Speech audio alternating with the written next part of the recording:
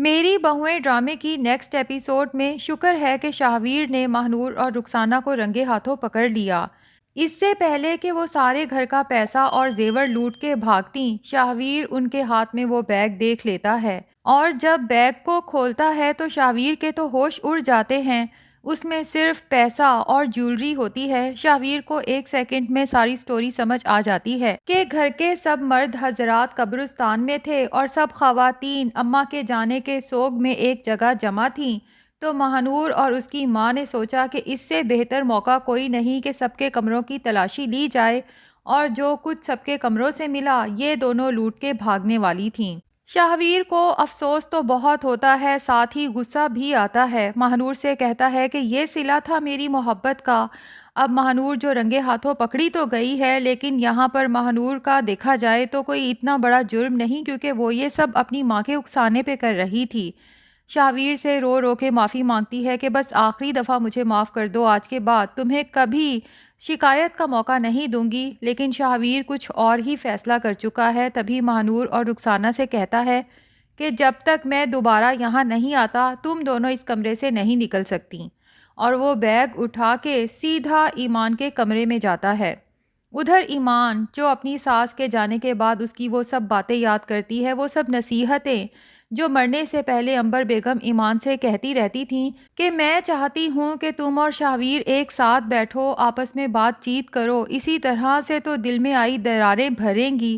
ایمان سوچتی ہے کہ اب امی کے جانے کے بعد مجھے ان کے کہے پہ عمل کرنا ہے، اگر شاہویر مجھ سے معافی مانگے گا تو میں اسے معاف کر دوں گی۔ اسی دوران میں شاہویر ماہنور کے کمرے میں آتا ہے، اسے پکارتا ہے تو ایمان حیران رہ جاتی ہے کہ ابھی میں شاہویر کے بارے میں ہی سوچ رہی تھی اور شاہویر میرے کمرے میں آ بھی گیا، جبکہ شاہویر کے ہاتھ میں وہی بیگ ہوتا ہے۔ آگے بڑھ کے ایمان سے کہتا ہے کہ اسے کہیں سنبھال کے رکھ دو۔ ایمان حیرت سے پوچھتی ہے کہ شاہویر اس بیگ میں ایسا کیا ہے، جس پہ شاہویر بتا دیتا ہے کہ اس میں گھر والوں کا پیسہ اور زیور ہے، لیکن میں نہیں جانتا کہ کس کا کتنا ہے۔ ایمان کو تھوڑی دیر کے لیے شک گزرتا ہے کہ کہیں شاہویر نے سارے گھر کا پیسہ اور زیور چوری کر کے تو اس بیگ میں نہیں ڈالا۔ تبھی جانچتی ہوئی نظروں سے شاہویر کی طرف دیکھتی ہے، جس پہ شاہویر کہتا ہے کہ تم غلط سمجھ رہی ہو ایمان، دراصل گھر میں ایک چور گھس آیا تھا جسے میں نے رنگے ہاتھوں پکڑ لیا۔ چور کا سن کے تو ایمان کافی پریشان ہو جاتی ہے، شاہویر سے کہتی ہے کہ تم نے پولیس میں کال کیوں نہیں کی اور اسے اریسٹ کیوں نہیں کروایا، کون تھا وہ چور؟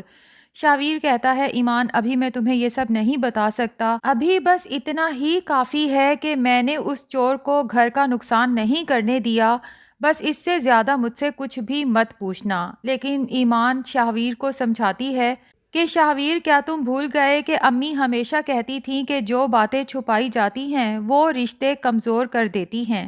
تو مجھ سے وعدہ کرو کہ وقت آنے پہ تم سب گھر والوں کو سچ بتا دو گے۔ ظاہر ہے کہ جب ہم ان کا زیور اور پیسہ واپس کریں گے تو ہمیں یہ بھی تو بتانا پڑے گا کہ یہ سب ہمارے پاس کیسے آیا، جس پہ شاہویر کہتا ہے کہ میں وعدہ کرتا ہوں سب کو سچ بتا دوں گا، لیکن ابھی مجھ سے اس بارے میں کچھ مت پوچھو۔ دوسری طرف ماہنور کا تو رو رو کے برا حال ہوتا ہے، اپنی ماں کو ہی سارا الزام دیتے ہوئے کہتی ہے کہ یہ سب تیری وجہ سے ہوا ہے،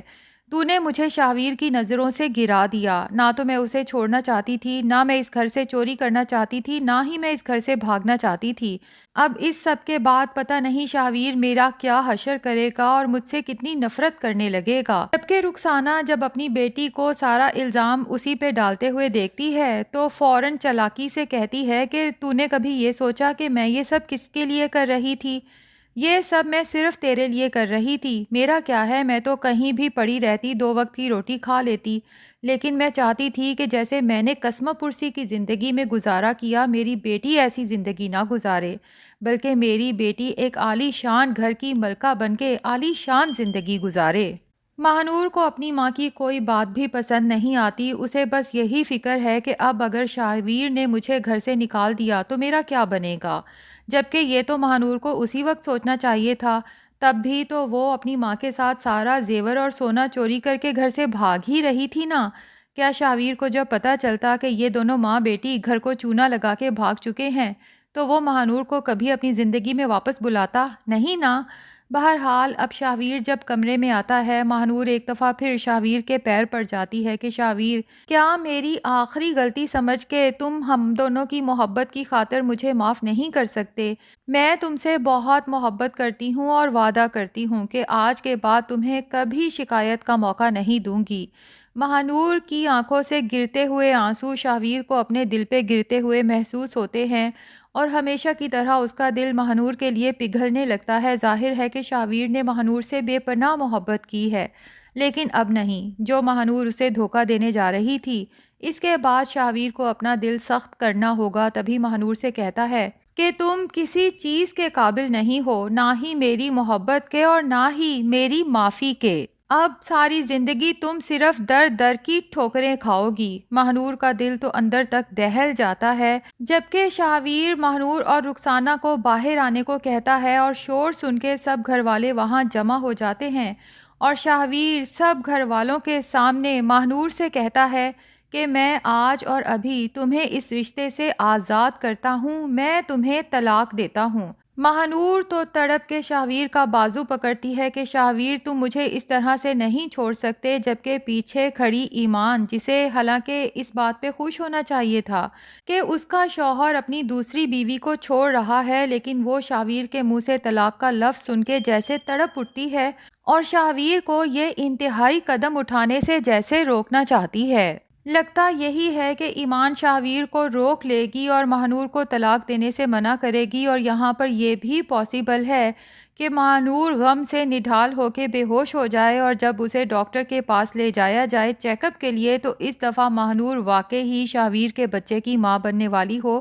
جس کی وجہ سے ظاہر ہے کہ ماہنور کی طلاق تو نہیں ہوگی۔ اور جیسا کہ ہم نے دیکھا کہ ماہنور اتنی بری بھی نہیں ہے جتنا اس کی ماں اسے جان بوجھ کے بنانے کی کوشش کر رہی ہے۔ ہو سکتا ہے اس سب کے بعد ماہنور خود کو سدھارنے کی کوشش کرے اور ایمان بھی دل بڑا کر کے شاہویر کی زندگی میں ماہنور کو بھی قبول کر لے،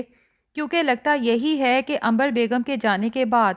مہک سوچ رہی ہے کہ وہ اس گھر کی بڑی ہے تو وہی عنبر بیگم کی طرح اس گھر کو سنبھال کے رکھے گی، لیکن عنبر بیگم کی طرح سنبھالنے والی دراصل مہک نہیں بلکہ ایمان لگ رہی ہے، کیونکہ اس میں وہ تمام خوبیاں ہیں جو عنبر بیگم میں پائی جاتی تھیں، اور باقی کی ایمان خود اپنے اندر وہ خوبیاں لانے کی کوشش بھی کرے گی جو عنبر بیگم میں اس نے خود آبزرو کی تھیں، اور عنبر بیگم ایک ایسی خاتون تھیں جو اپنے ساتھ برا کرنے والے کا بھی بھلا چاہتی تھیں۔ تو ایمان بھی یہی سوچے گی کہ شاید امی میری جگہ پہ ہوتیں تو ماہنور کو قبول کر کے اس کے ساتھ اچھے تعلقات استوار کرنے کی کوشش کرتی۔ دوسری طرف ایمان جب دیکھتی ہے کہ آصف صاحب اب سارا دن اپنے کمرے میں اداس بیٹھے کھڑکی کی طرف دیکھتے رہتے ہیں، تو ایمان آصف صاحب کو بھی دوبارہ زندگی کی طرف لانے کی کوشش کرے گی، انہیں سمجھائے گی کہ ابو آپ سارا دن یوں کھڑکی کے پاس نہ بیٹھے رہا کریں، باہر آیا کریں، ہم سب میں گھل مل کے بیٹھا کریں،